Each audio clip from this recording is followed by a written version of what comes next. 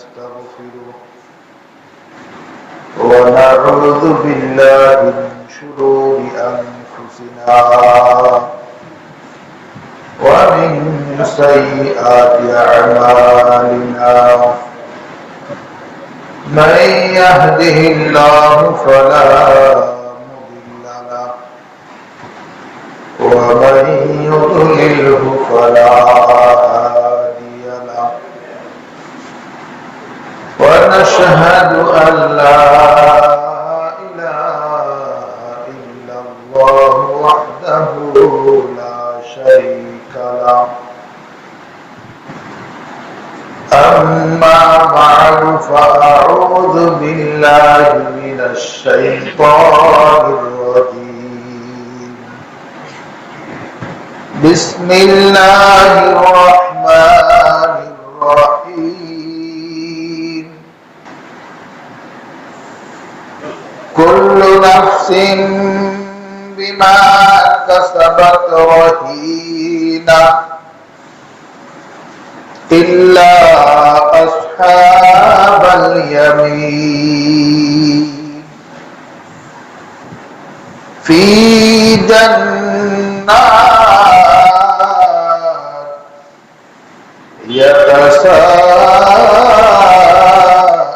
يتساءلون عن المجرمين ما سلككم في سقر قالوا لم نك من المصلين ولم نك نطعم المسكين وكنا نخوض مع الخائضين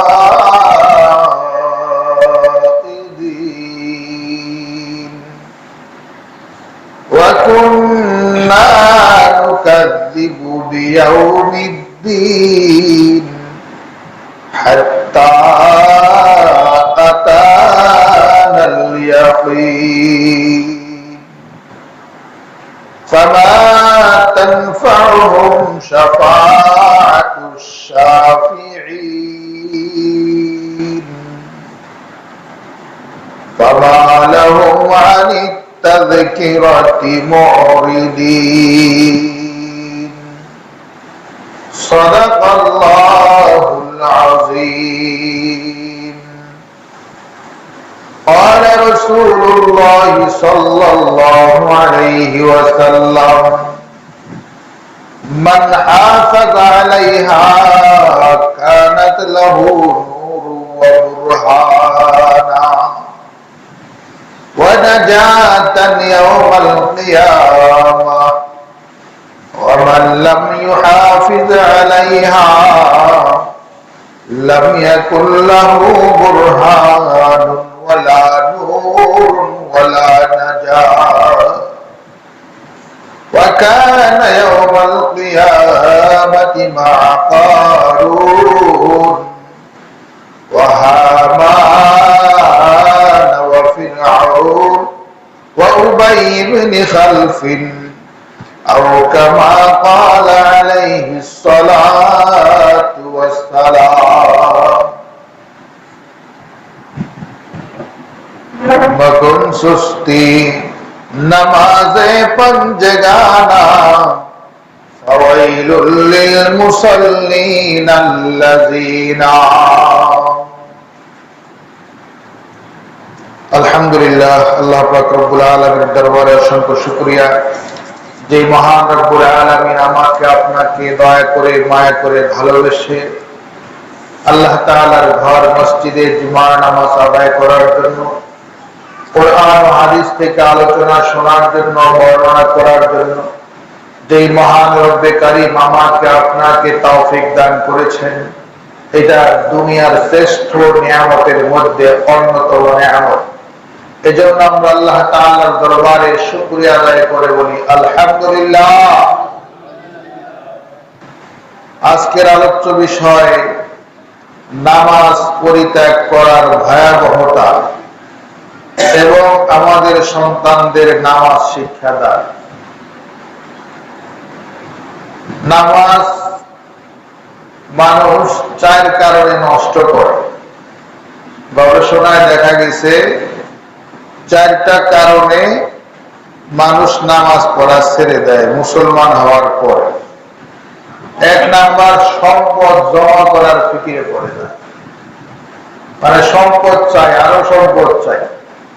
এই সম্পদ জমা করতে যায় দেখা যায় সে নামাজের ফিকিরটা মাথার মধ্যে ঢুকাইতে পারে না।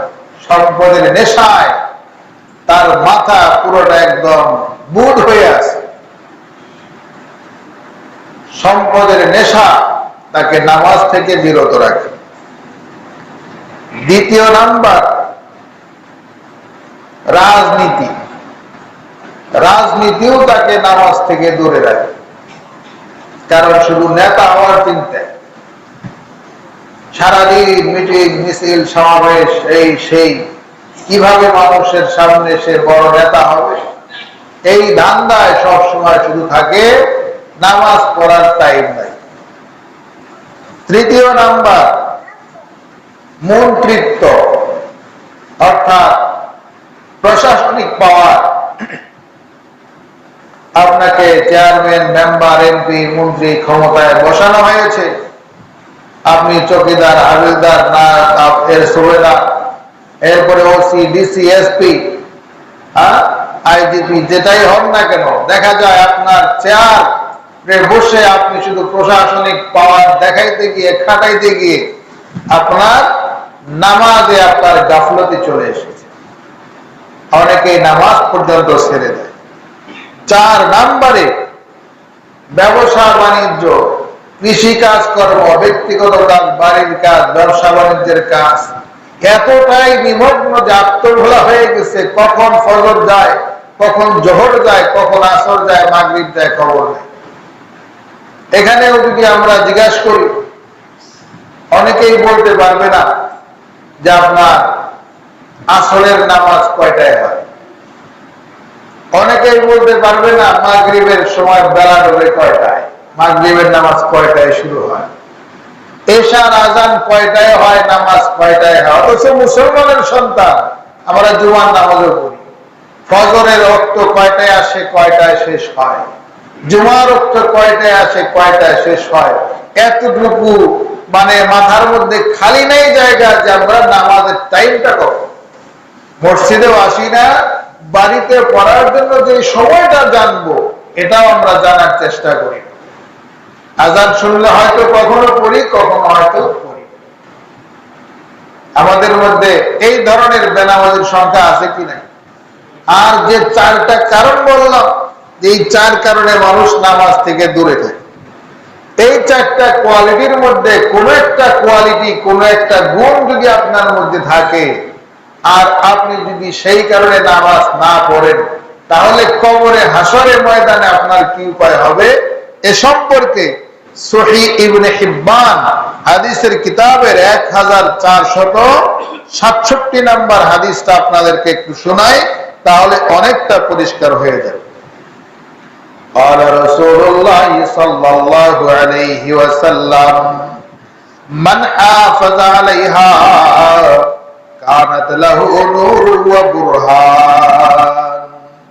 যেই ব্যক্তি 5 ওয়াক্ত নামাজ সঠিকভাবে যত্ন সহকারে আদায় করবে, কানাত লাহু নূর, 1 নম্বরে নামাজ তার জন্য তার চেহারায় নূর এসে যাবে, তার আমলের মধ্যে নূর এসে যাবে, তার কথার মধ্যে নূর এসে যাবে, তার জন্য আল্লাহ পাক নূরের চমক ঝলকায় দিবেন। বলেন সুবহানাল্লাহ। স্বাভাবিকভাবে যদি আমরা দেখি, আপনি খেয়াল করে দেখবেন যে একদল মুসল্লি এক পাশে দাঁড় করালে, আরেক দল মুসল্লি না, আপনার মাজার ভক্ত, ভান্ডারি ভক্ত, গাঞ্জুটি সাইজের, ওইগুলো এক সাইডে দাঁড় করান। দাঁড় করানোর পরে 2টা দল আপনি চায় দেখেন, কোন দলের চেহারা দেখলে নূর চমকায়, কোন দল চমকায় না, আপনি ক্লিয়ার দেখতে পাবেন। বোঝা যায় কি যায়? যে নামাজ পড়ে তার চেহারা দেখে বোঝা যায়, আর যে নামাজ পড়ে না শুধু গুনাহের মধ্যে লিপ্ত থাকে, বাজারে মাজারে পড়ে থাকে, দরগায় দুর্গায় পড়ে থাকে, গান বাদ্য বাজনা নিয়ে পড়ে থাকে। তার চেহারা দেখলে বোঝা যায় তার চেহারায় নূর নাই। কারণ আল্লাহ নবী বলেছেন যে নামাজ পড়বে আমি তার চেহারার মধ্যে উজ্জ্বলতা বাড়িয়ে দিব, আমি তার চেহারার মধ্যে আল্লাহর নূর হতে কিছুটা নূর দান করব, নবীর নূর হতে তাকে নূর দান করব। আসসালাত মান হাফাজ আলাইহা কানাত লাহু নূর ওয়া বুরহান। 2 নাম্বার, শুধু নূর হবে তাই নয়, আল্লাহর নবী বলেন এই নামাজ হবে তার জন্য দলিল, এই নামাজ হবে তার জান্নাতে যাওয়ার দলিল। আমাদের হাতে যদি কারো দলিল থাকে, দলিল বলে যেমন বলে এই সম্পত্তির মালিক আমি, বলে আপনি সম্পত্তি ভোগ করতেছেন, বাড়ি ভোগ করতেছেন, দোকান দখল করে আছেন, কোন বলে আমার কাছে দলিল আছে, এই যে আমার কাছে সিএস দলিল আছে, আমার কাছে বিএস দলিল আছে, বিআরএস দলিল আছে, আমার কাছে খতিয়ান আছে, পর্চা আছে, দখল আছে, নকশা, আমার নাম আছে, বিভিন্ন দলিল দিয়ে আমার দলিল আছে, বিনা দলিলে আমি জায়গা ভোগ করে খাই না। তেমনই ভাবে নামাজ আপনার জান্নাতের দলিল। এই দলিল যদি আপনার থাকে, এই নামাজ আপনাকে গুনাহ থেকে রক্ষা করবে, শুধু গুনাহ থেকে রক্ষা করবে না, জান্নাত পর্যন্ত এই নামাজ আপনাকে পৌঁছে দিবে। বলেন সুবহানাল্লাহ।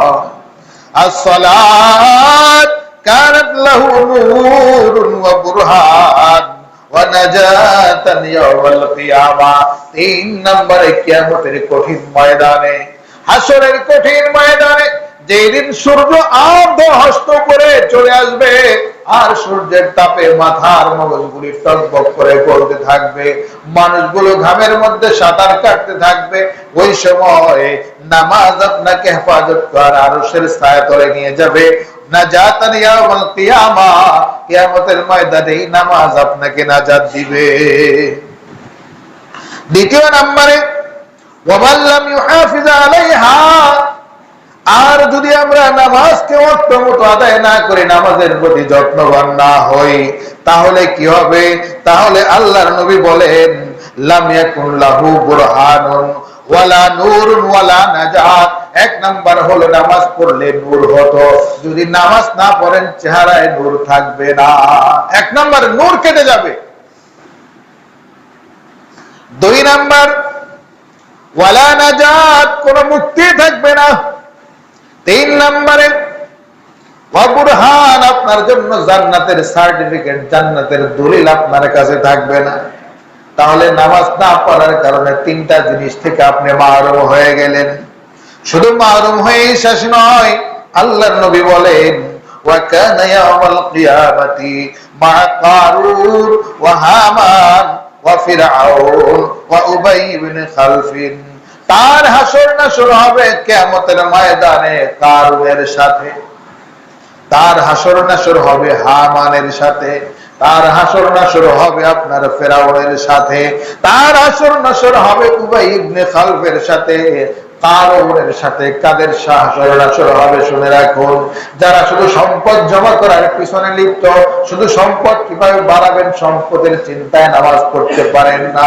কারুন সম্পদ জমা করতে করতে বহু সম্পদের মালিক হয়ে গিয়েছিল, কিন্তু কারণের সম্পদ এখন তার কোনো কাজে আসে নাই, কিয়ামত পর্যন্ত শুধু মাটিতে দাপতেছে দাপতেছে, ঠিক কিনা? তো আপনার সম্পদ যদি নামাজ না পড়েন, আপনার সম্পদ আপনাকে ধরা দিবে না। এই জন্য সম্পদের পিছনে পড়ে নামাজ ত্যাগ করা যাবে না। অনেকেই সম্পদের পাহাড় করেছিল বাংলাদেশেও, কিন্তু তাদের সম্পদ তাদেরকে ধরা দেয় নাই, তাদের সম্পদ তাদের অপমানের কারণ হয়েছে। এই জন্য নামাজ পড়েন, সম্পদ থাকলে সম্পদের যাকাত দেন, সম্পদ থাকলে গরিব দুঃখীকে দান করেন, সম্পদের হক আদায় করেন, তাহলে আপনার সম্পদ পবিত্র হবে, আপনার সম্পদের কল্যাণের কারণ হবে।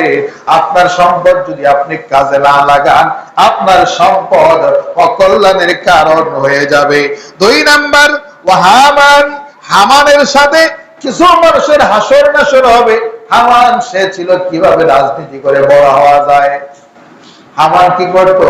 রাজনীতি করে করে মন্ত্রী হয়েছিল, রাজনীতি নিয়ে ব্যস্ত ছিল।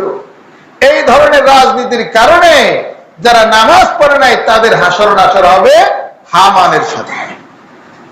যারা ক্ষমতা পেয়ে বড় বড় চেয়ার দখল করে আছে, ফেরাউন ক্ষমতার বড় চেয়ার দখল করেছিল, সে চেয়ার এত বড় ক্ষমতা দখল করেছিল এক সময় বলতো আনা রব্বুকুমুল আলা, আমি তো সবচেয়ে বড় খোদা, আমি যাকে ইচ্ছা মুক্তি দেই, যাকে ইচ্ছা বাঁচিয়ে দেই। বলেন নাউজুবিল্লাহ।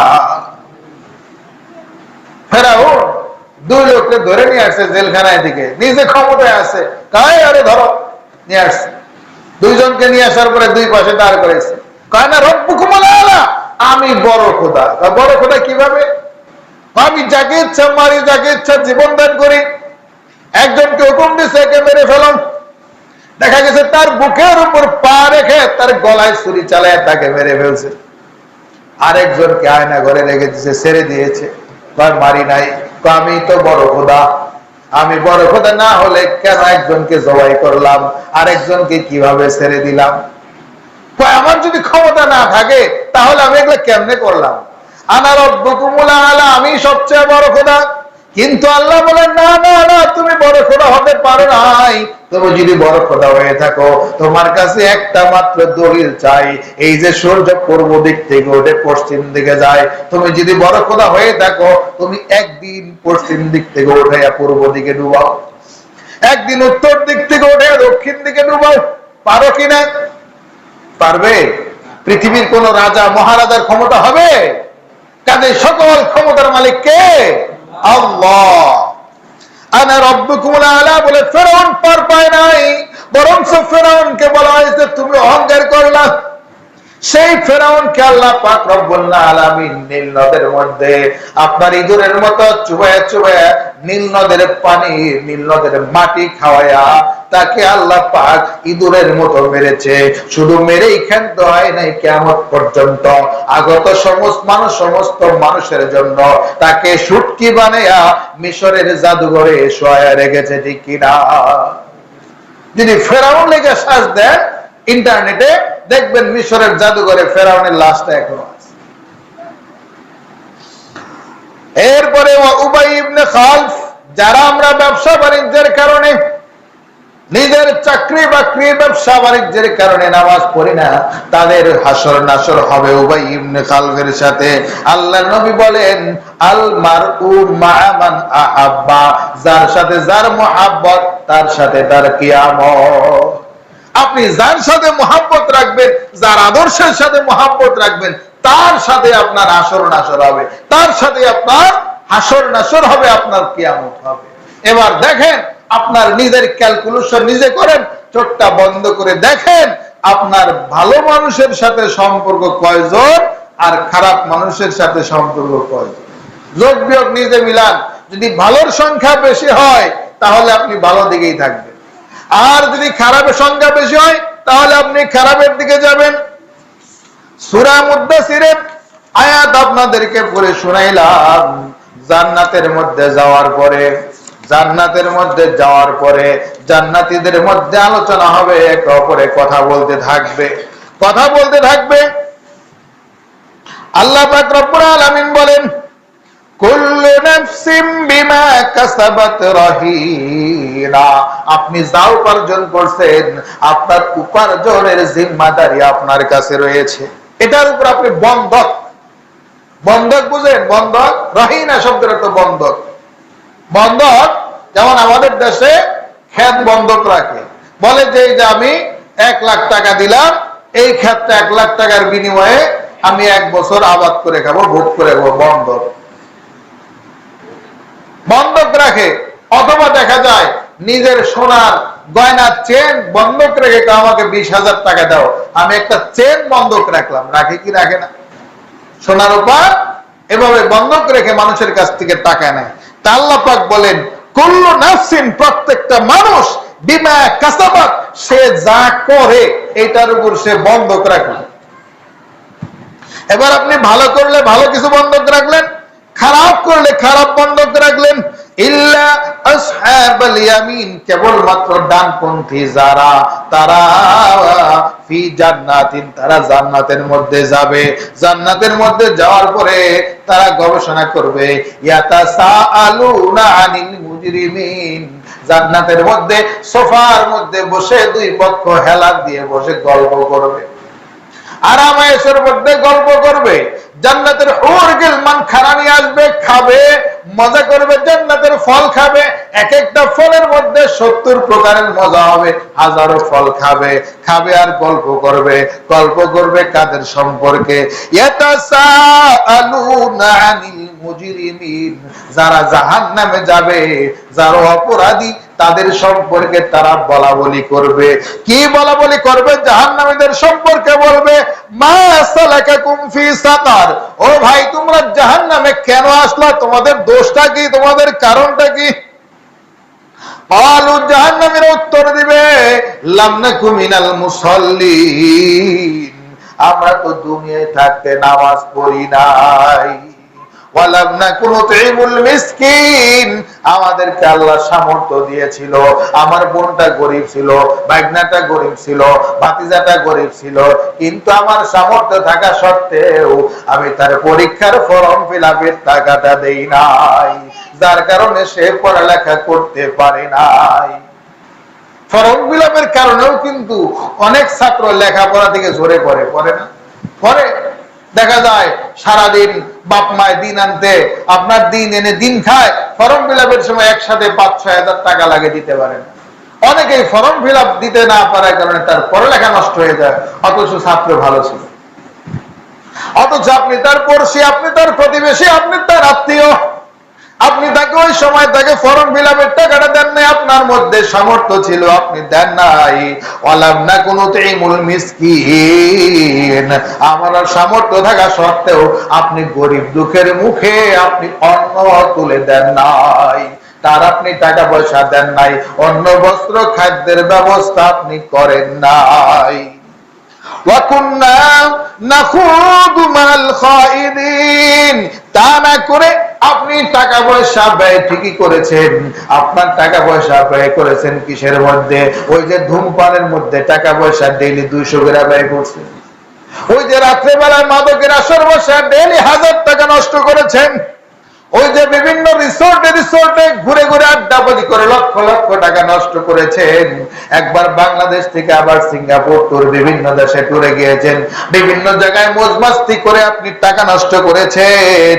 ওয়া কুন্না নাখুদু মাল খাইদিন, আমরা এরকম ভাবে হেলায় খেলায় নষ্ট করেছি, সময় নষ্ট করেছি, টাকা পয়সা নষ্ট করেছি, গালগল্প করেছি।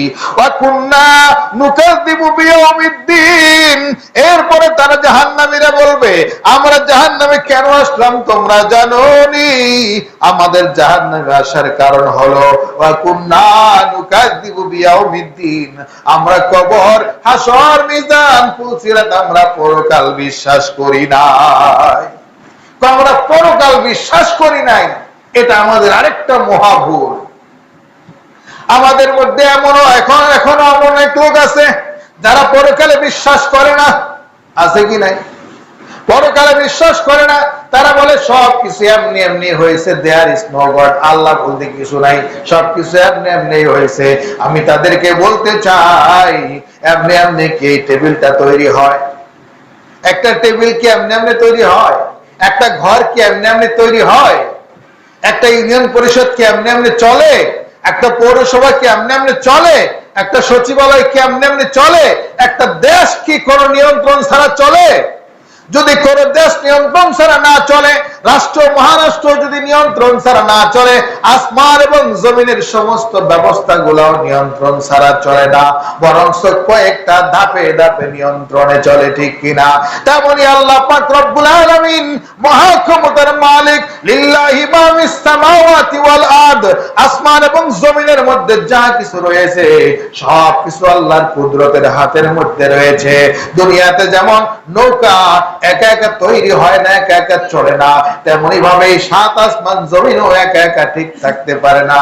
এগুলার মূলে একজন রয়েছে যার নিয়ন্ত্রণে সবকিছু, তিনি আর কেউ নন, তিনি হলেন আল্লাহ। কাজেই এমনি এমনি কিছুই হয় না। আমাদের কবর হবে, হাসর হবে, পুলসিরাত হবে, আর সব কিয়ামত পরকাল সব আছে। জান্নাত भी है জাহান্নাম भी है, না মানে তোমারকে দেখ। আর কবি বলেন জান্নাতও আছে জাহান্নামও আছে, যদি বিশ্বাস না হয় মরে দেখো, যদি বিশ্বাসটা হয় মরে দেখো। কিন্তু মরার পর তো আর দুনিয়াতে ফিরে আসা যাবে না। এজন্য ভাইয়েরা আমার, দুনিয়ার জিন্দেগি ভালো কিছু করে যাই। দুনিয়াতে আমরা নামাজটাকে ঠিক মতো পড়বো, নামাজ না পড়ার কারণে পরকালে শাস্তি ভোগ করতে হয়। আল্লাহ পাক রব্বুল আলামিন বলেন, কাফেররা এভাবে বলতে বলতে বলবে হাত্তা আতানাল ইয়াকিন, এরকম ভাবে আমরা নামাজ না পড়তে পড়তে, মিথ্যা বলতে বলতে, মানুষকে দান সদকা না করতে করতে, মজমাস্তি করতে করতে, কিয়ামত অবিশ্বাস করতে করতে আমাদের হায়াত শেষ হয়ে গিয়েছে। আমাদের হায়াত শেষ হয়ে গিয়েছে। হায়াত শেষ হওয়ার কারণে কিছুই করতে পারি নাই। এরপরে আল্লাহ পাক রব্বুল আলামিনের দরবারে বান্দা বলবে রব্বানা আবসারনা ওয়া সামি'না ফারজি'না না'মাল সালিহা। তারা বলবে আল্লাহ, এখন তো মরার পরে সব দেখলাম, এখন তো মরার পরে সব বুঝলাম, ফারজি'না, আমাদেরকে দয়া করে আবার একটু দুনিয়ায় পাঠিয়ে দেন। মসজিদ থেকে আর বের হব না, মাহাতে থেকে তসবিহ আর ছাড়বো না, মিথ্যা কথা আর বলবো না, গীবত শিকায়ত আর করবো না। ফারজি'না, আমাকে আবার একটু দুনিয়ায় পাঠিয়ে দেন। না'মাল সালিহা, আমরা শুধু ভালো কাজ করব। কিন্তু আল্লাহ বলবেন না না, দ্বিতীয়বার আর সেই সুযোগ দেওয়া হবে না। দ্বিতীয়বার কি আসা যাবে? আসা আর কোনো জায়গা নাই, আসা যাবে না। নামাজ পড়লে কি লাভ? আরেকটা হাদিস আপনাদেরকে শুনাই। আল্লাহ পাক রব্বুল আলামিন যারা 5 ওয়াক্ত নামাজ ঠিক মতো পড়বে তাদেরকে দুনিয়াতে 5টি পুরস্কার দিবেন। কয়টা পুরস্কার দিবেন? নামাজ পড়লে কয়টা পুরস্কার দিবেন? 5টি। এক নম্বরে কি? এক নম্বরে রিজেকের পেরেশানি দূর করে দিবেন। যদি আপনি নামাজের মতো নামাজ আদায় করেন, রিজিক আপনার কাছে এমনিতেই পৌঁছে যাবে। বলেন সুবহানাল্লাহ। রিজিক নিয়ে পেরেশানি থাকবে না। এই পৃথিবীর বুকে একমাত্র চাকরি বাকরি ব্যবসা বাণিজ্য মানুষই করে। মানুষ ছাড়া লক্ষ লক্ষ প্রাণী জগৎ রয়েছে, তাদের রিজিক যেমন আল্লাহ পাক পৌঁছায়, তারা যেমন আল্লাহর গুণগান গায়, মানুষও যদি আল্লাহর গুণগান গায় সেই পরিমাণ তাকওয়া অবলম্বন করতে পারে, আল্লাহ পাক রব্বুল আলামিন মানুষকে মাছের মতো পাখির মতো রিজিক এনে পৌঁছায় দিবেন। বলেন সুবহানাল্লাহ। 2 নম্বরে নামাজ পড়লে 2 নাম্বার বরকত দিবেন। 2 নম্বরে হচ্ছে তার কবরের আযাব মাফ করে দিবেন। কবর হচ্ছে আপনার প্রথম ঘাঁটি, কবরের আযাব মাফ করে দিবেন। আল কবরু রাউযাতুম মিন রিয়াজিল জান্নাহ আও হুফরাতুম মিন হুফারিন নার। কবরকে বলা হয়, কবর এমন একটা গর্ত, হয়তো আপনার জন্য জান্নাতের বাগান হবে, আর নয়তো আপনার জন্য জাহান্নামের একটা গর্ত হবে। যদি কবর আপনার জন্য জান্নাতের বাগান হয়ে যায়, আপনি কবরে শুইতে দেরি, আপনার জন্য জান্নাত থেকে এসি সহ আপনার এরকম ভাবে সুন্দর গালিচে এসে আপনার জন্য দামি দামি জাজিম সোফা সেট সব বিছিয়ে দেওয়া হবে, সমস্ত ফুল তোরা সব কিছু দেওয়া হবে। যতদূর পর্যন্ত তাকাবেন ততদূর পর্যন্ত কবরকে প্রশস্ত করে দেওয়া হবে। জান্নাত থেকে সরাসরি কবরে একটা লাইন করে দেওয়া হবে। জান্নাতের সমস্ত নাজ ও নিয়ামত আপনি দেখতে থাকবেন, উপভোগ করতে থাকবেন। জান্নাতের সুন্দর সেই খুশবু আপনার কবরে শুয়ে শুয়ে পেতে থাকবেন। কবরের মধ্যে আপনার জান্নাত, আপনি কবরের মধ্যে এত নিয়ামত পাই আপনি ঘুমাবেন। ঘুমাইতে ঘুমাইতে একদিন আর 2 দিন নয়, আপনি একটানা 40,000 বছর ঘুমাবেন। বলেন সুবহানাল্লাহ। 40,000 বছর পরে যখন ইসরাফিল আলাইহিস সালাতু ওয়াস সালাম সিংহায় ফুৎকার দিবেন, তখন আপনি তাড়াহুড়া করে জাগ্রত হয়ে বলবেন, কালু ইয়া ওয়াইলানা মান বাআতানা মিন মারকাদিনা, আফসোস আফসোস, এই মাত্র ঘুমাইলাম, মান বাআসানা, কে আমাকে ডাকে দিল, মিন মারকাদিনা, আমার এই গভীর ঘুম থেকে। কে আমাকে ডাকলো এই গভীর ঘুম থেকে? কেবল ঘুমাইছি। আল্লাহ পাক রব্বুল আলামিন বলবেন, বান্দা তুমি একদিন দুই দিন নয় 40,000 বছর ঘুমাইছো, এখন হাসরের ময়দানে দাঁড়াও, এখন তোমাদের বিচার হবে। ফারিকুন ফিস সাঈর ওয়া ফারিকুন ফিল জান্নাহ, এক দলকে ডান হাতে আমলনামা দেওয়া হবে, তারা জান্নাতের মধ্যে চলে যাবে।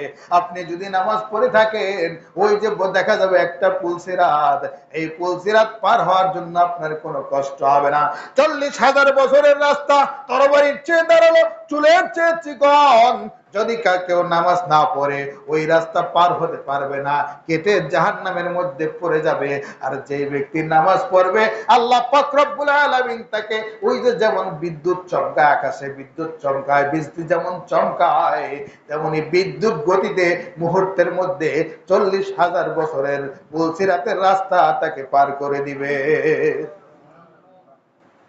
এরপরে আল্লাহ পাক রব্বুল আলামিন পার করে দিয়ে তাকে ডান হাতের মধ্যে আমলনামা দিবেন, ডান হাতে আমলনামা দিবেন, অর্থাৎ জান্নাতের দলিল আপনাকে দিয়ে দিবেন।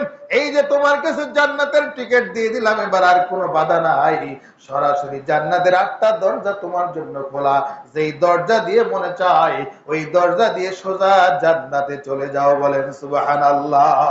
এই নিয়ামতগুলা আমরা চাই কি চাই না? ইনশাআল্লাহ কে কে চাই?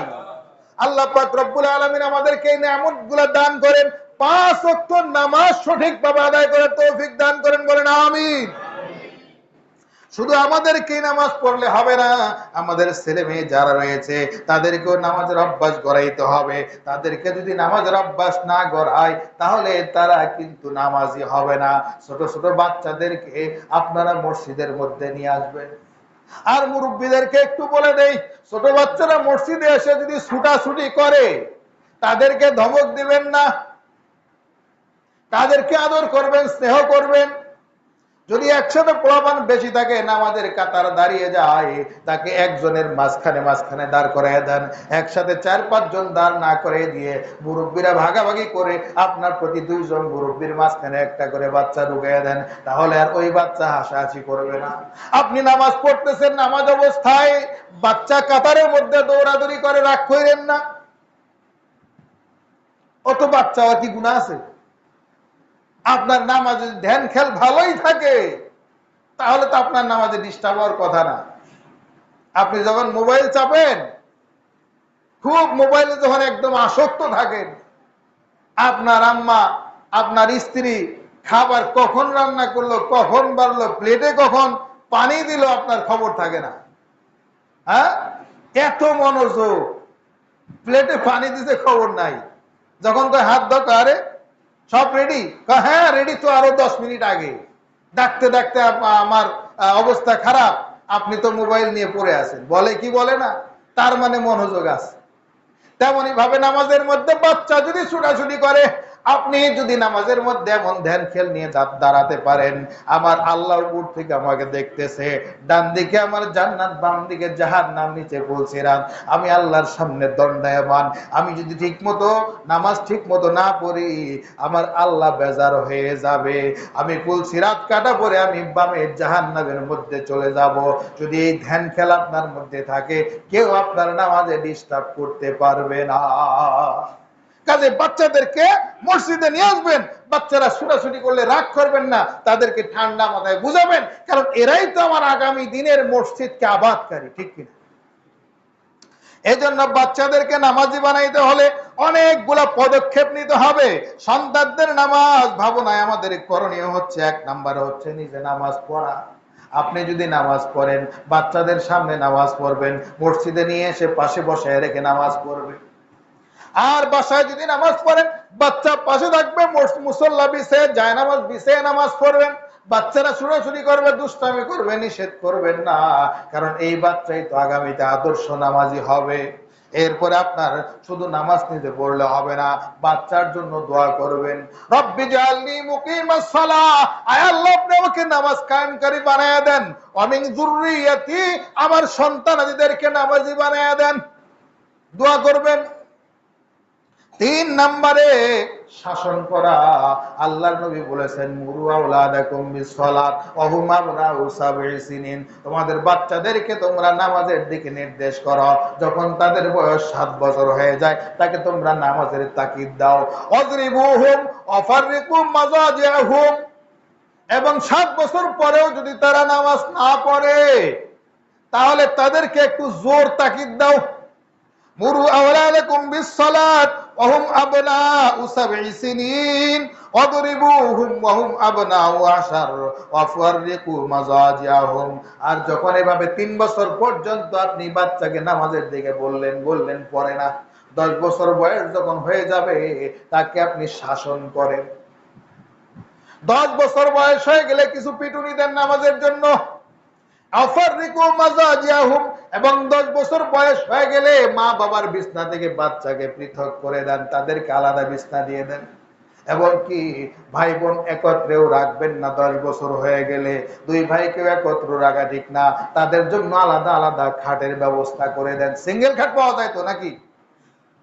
তাদেরকে ছোট্ট একটা রুম বানিয়ে দেন। 2 ভাই থাকলে আপনার একই রুমের 2 পাশে ছোট ছোট সিঙ্গেল খাট দিয়ে তার জন্য একটা টেবিল, একটা খাটের ব্যবস্থা করে দেন, আপনার বাচ্চার জন্য একটা দেন, তাকে নিজস্ব প্ল্যাটফর্ম করে দেন। এটা ইসলামের হুকুম।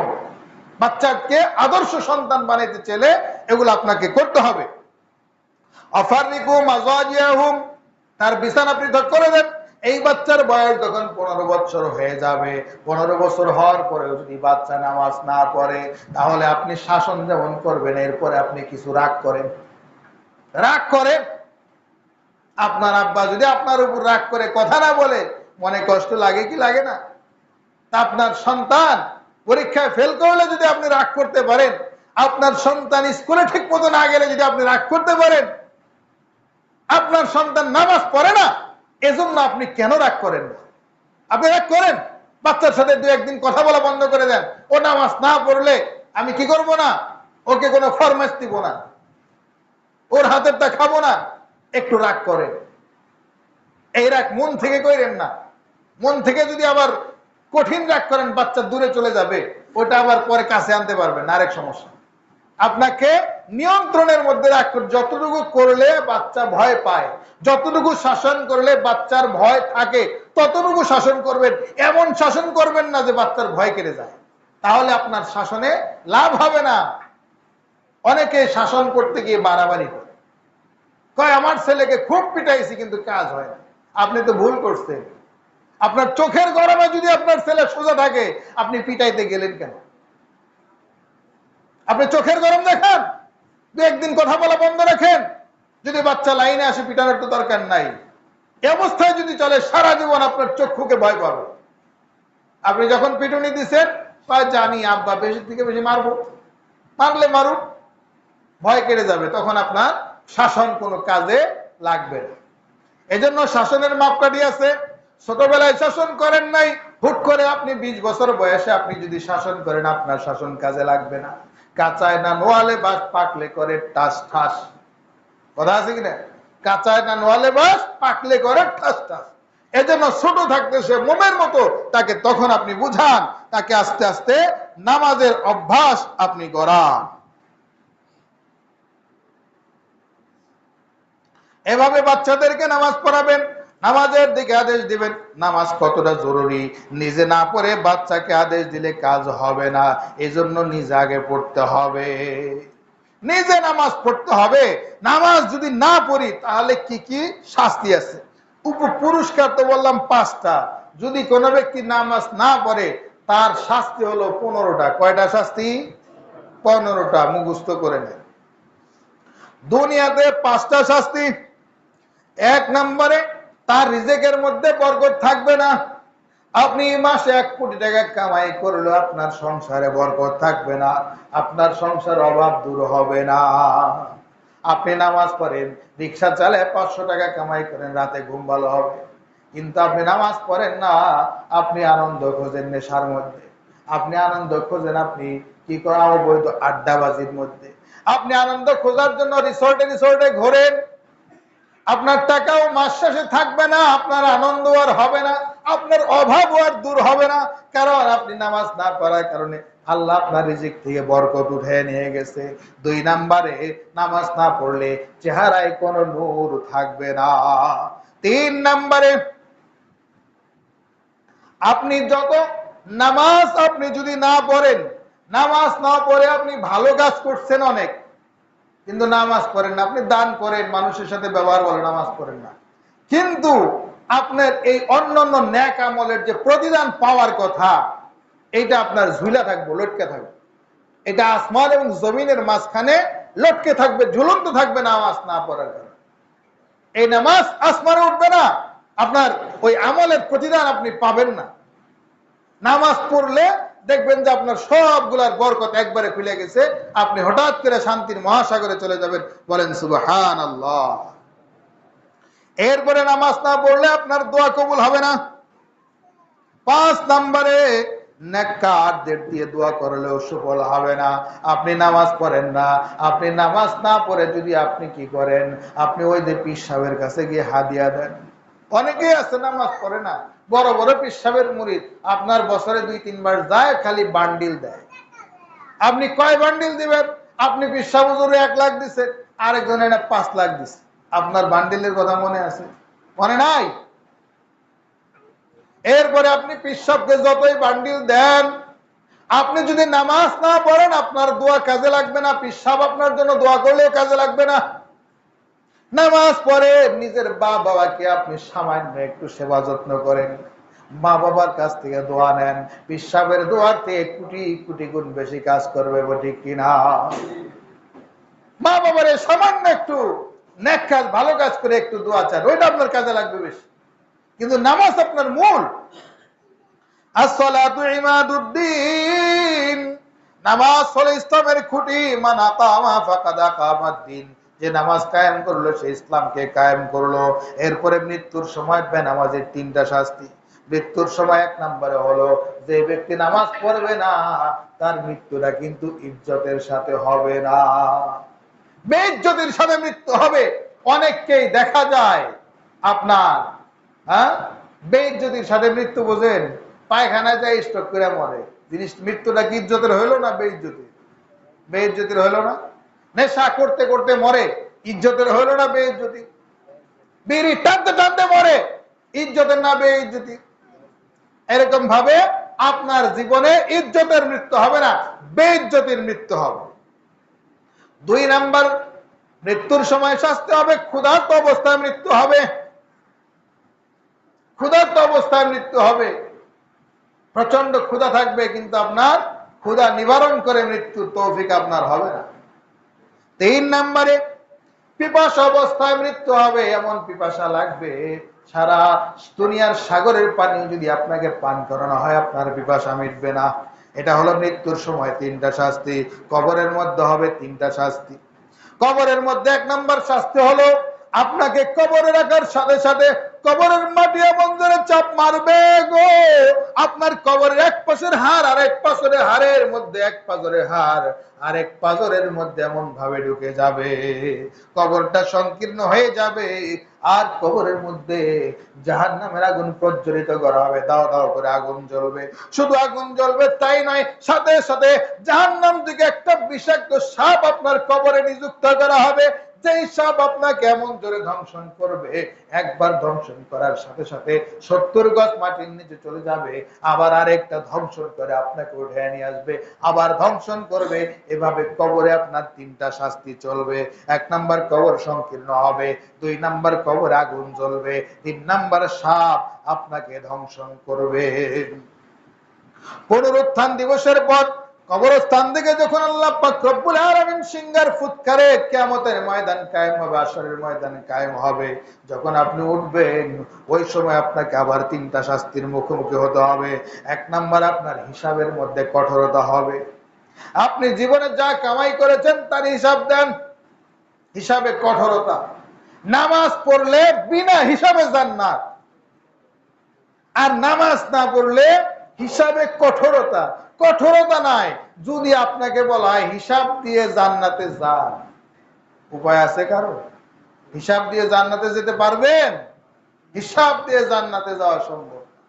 একটা নিয়ামতের হিসাব দিয়ে আপনি জান্নাতে যেতে পারবেন না। সময় নাই।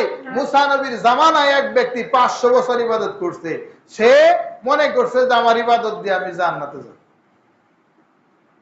500 বছর ইবাদত করার পরে আল্লাহ তার এমন পিপাসা দিছে, এখন সে বলতেছে আমার এক গ্লাস পানি দাও। এখন এক ব্যক্তি এসে বলতেছে পানি দিতে পারি, অর্ধেক গ্লাস পানি দিব, বিনিময়ে তোমার সারা এই 500 বছরের আমল নামা যদি আমারে দাও, তাহলে আমি তোমারে আধা গ্লাস পানি দিব। আমার জীবন বাঁচে না, দাও তাড়াতাড়ি দিয়ে দিলাম 500 বছরের আমল নামা। আধা গ্লাস পানি পান করছে। এরপরে পিপাসা নিবারণ হয় নাই, বলে যে আরো আধা গ্লাস দাও। বলে তুমি ভবিষ্যতে যত আমল করবা ওই নেকি গুলা আমারে দিয়ে দাও, তাছাড়া আমি দিব না। আচ্ছা ঠিক আছে, দিলাম। দেওয়ার পরে সে বাকি আধা গ্লাস পানি পান করলো। পান করার পরে আল্লাহ তাকে ইলহাম নাজিল করলেন, ও বান্দা তুমি যে ইবাদতের পরেই করলা, এখন তুমি জান্নাতে যাবা কি দিয়া? নেকামল আছে সব তো আরেকজনকে দিয়ে দিছে। তো কাজেই আমাদেরকে নেক কাজ করে আল্লাহ পাকের দরবারে উসিলা তালাশ করতে হবে। উসিলা ছাড়া পার পাওয়ার কোনো উপায় নাই। এজন্য আমাদেরকে নেক কাজ বেশি করতে হবে। পুনরুত্থান দিবসে 3টা শাস্তি। 1 নাম্বার হিসাবে কঠোরতা, 2 নাম্বার আল্লাহ নারাজ থাকবেন। আমাদের বাবা মা যদি নারাজ থাকে আমাদের সংসারে টিকে থাকতে কষ্ট হয়। স্ত্রী নারাজ থাকলেও ঘরে থাকতে কষ্ট হয়। যদি আল্লাহ নারাজ হয়ে যায় আপনার জাহান্নাম লাগবে না, আল্লাহর নারাজিটাই আপনার আযাবের জন্য যথেষ্ট হয়ে যাবে। আল্লাহ বেনামাজির জন্য নারাজ হয়ে যাবেন। আর 3 নাম্বার শাস্তি হলো জাহান্নামে আপনাকে দিয়ে দিবেন। এই জন্য ভাইরা আমার, বন্ধুরা আমার, দুনিয়াতে যে কয়দিন বেঁচে থাকবো নামাজকে আমরা ছাড়বো না, কারণ এই নামাজই একমাত্র জরুরি। আল্লাহ নবী বলেন লা ঈমানা লিমান লা সালাতা লাহু, যেই ব্যক্তির নামাজ পড়ে না ওই ব্যক্তির ঈমান ঠিক নাই। ওয়ালা সালাতা লিমান লা উযু লাহু, যেই ব্যক্তির ওযু ছাড়া যেমন নামাজ হয় না, নামাজ না পড়লেও তার ঈমান ঠিক থাকে না। আর যদি কোনো ব্যক্তি মান তারাকা সালাতা মুতাআম্মিদান ফাকাদ কাফারা, যদি কোনো ব্যক্তি ইচ্ছাকৃতভাবে নামাজ ছেড়ে দেয় ওই ব্যক্তি আর মুসলমান থাকে না, কাফের হয়ে যায়। বলেন নাউজুবিল্লাহ। এজন্য আমরা যে কয়দিন বেঁচে আছি নিজে ইনশাআল্লাহ প্রত্যেকেই নামাজ পড়বো, ফ্যামিলিদেরকে নামাজ পড়ানোর তাকিদ দিব, ছোট বাচ্চাদেরকে নামাজ অভ্যস্ত করব। কার কার নিয়ত আছে ইনশাআল্লাহ? আল্লাহ পাক রব্বুল আলামিন আমাদের সব ভাইকে কবুল করেন, বলেন আমিন। ওয়া আখিরু দাওয়ানা আলহামদুলিল্লাহি রাব্বিল আলামিন। আমরা যারা সুন্নাত পড়ে নেই সুন্নাত পড়ে নেই।